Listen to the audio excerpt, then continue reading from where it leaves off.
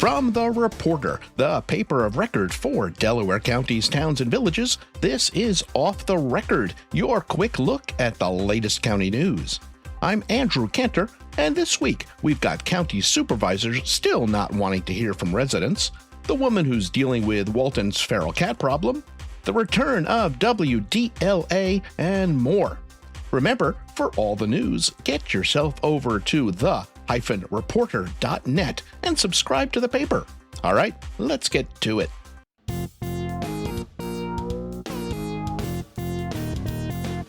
Roxbury Supervisor Alan Hinckley and the County Legislative Committee are still refusing to allow residents to address county supervisors at their meetings, insisting, incorrectly, that it would take too much time.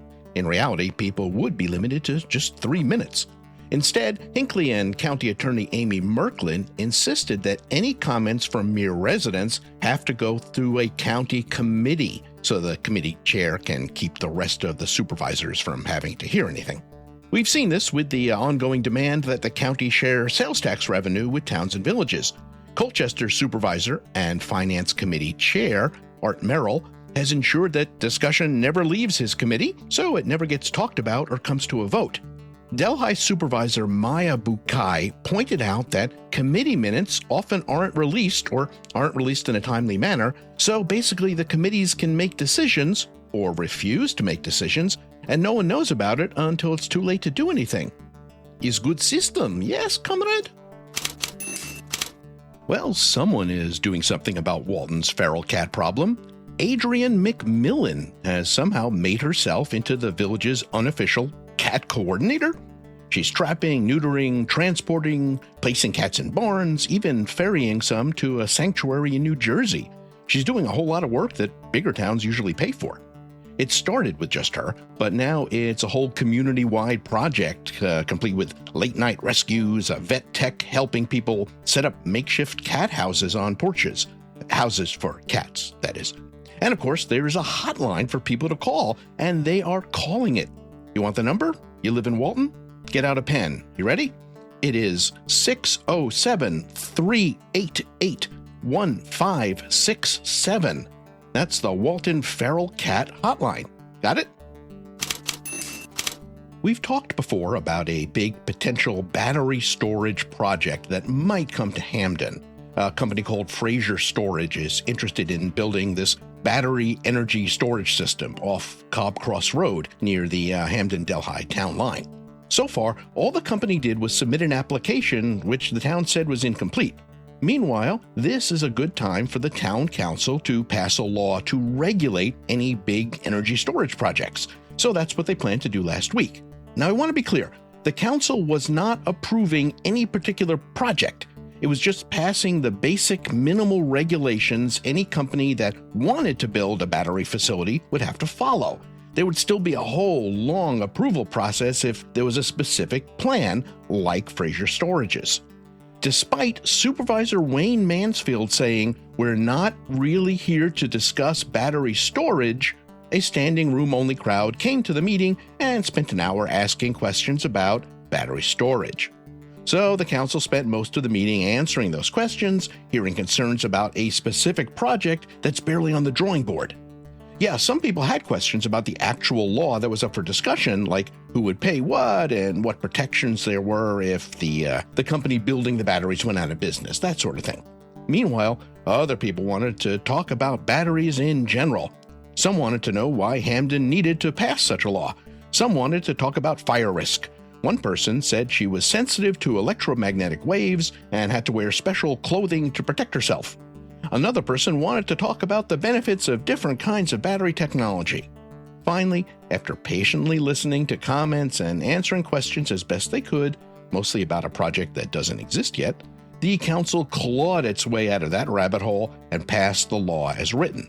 It covers the permitting process, requirements for the land and the roads, emergency preparedness, decommissioning, and a lot more. Now, if Fraser Storage or any other company wants to build a big old battery in Hamden, there's a starting point in writing. Good news on the county budget front. Sales tax revenue is more than 41% higher than the county had budgeted for. more than $30 million when supervisors were only expecting $21.5 million. Unfortunately, a chunk of it is going to be eaten up by the rising cost of mental health treatment for county residents, but it's still good news. Not too good, though. If it sounded too good, there might be more noise about sharing it with towns and villages. Can't have that. Woohoo! Walton's WDLA AM and FM are back on the air. It's been a few months since they were shut down by their owner, Town Square Media, but then they were brought back to life by Bold Gold Media, which runs about 27 stations in Pennsylvania and this part of New York. And no, those are not the pretzel people. That's rolled gold. This is Bold Gold. Anyway, the sale is officially pending FCC approval, but Bold Gold is already running the stations while the paperwork goes through. The FM station is at 92.1, and it focuses on country music, while the AM station, at 1270, plays Catskills News Talk, which is just what it says on the tin. Both are going to offer community news and important info like school closings, delays, weather alerts, emergency notifications, that sort of thing. Oh, and full disclosure, the reporter will probably be partnering with Bold Gold to provide local news coverage for Delaware County. Keep your ears out. Speaking of Walton, there's another bump in the road, to allowing ATVs to use town roads to go from trail to trail. Turns out, in order to pass a law like that, you need state permission, which includes an environmental review. But you can't get that review until you actually have official ATV trails set up that roads will connect to. In other words, you can't just ask for general permission to allow ATV traffic. You need to show the state just where those ATVs will be traveling to and from. And since Walton doesn't have those trails set up, there's no point in asking for the state's approval yet. When will those trails be mapped? The local ATV club is working on that and hopes to have its first proposed trails to show the Walton Council early next year. The New York State Department of Environmental Conservation confirmed that, yes, it's conducting an investigation into just what the folks at Johnston Rhodes dumped in Fireman's Field in East Branch. Is it contaminating local drinking water? The DEC won't say yet because the investigation is ongoing. And by the way, separately, the DEC issued Johnston Rhodes a violation notice because the company placed fill inside a levee system it didn't own. In fact, it's part of a permanent easement for the East Branch flood control project. Basically, folks, you can't dump your stuff in state-owned levees without getting a permit. Delaware Valley Hospital's expansion is moving along. The parking lot should be done by the time you hear this, and yes, the lights have been designed not to bother people nearby. Next up, construction crews are going to start working on the interior, and that includes a new emergency department entrance, expanded capacity, and larger spaces for primary and specialty care. It's on time, on budget, and supposed to be done sometime in 2027. And that is it for this week's Off the Record. You know what to do. Grab the reporter, read more county news like Roxbury, continuing to deal with an abandoned highway department building that's near collapse, and also getting its transfer station under control. Plus Delhi giving veterans a tax break, and Colchester looking to use some modern tools to remap centuries-old graves. And of course, there's all the horrific accident news from 100 years ago in Looking Back. And there's more. You need to pick up the paper. Better yet, subscribe.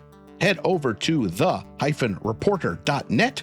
It's your hometown paper, and it's a lot better than social media for getting the news. Until next week, I'm Andrew Kantor. Thanks for being here.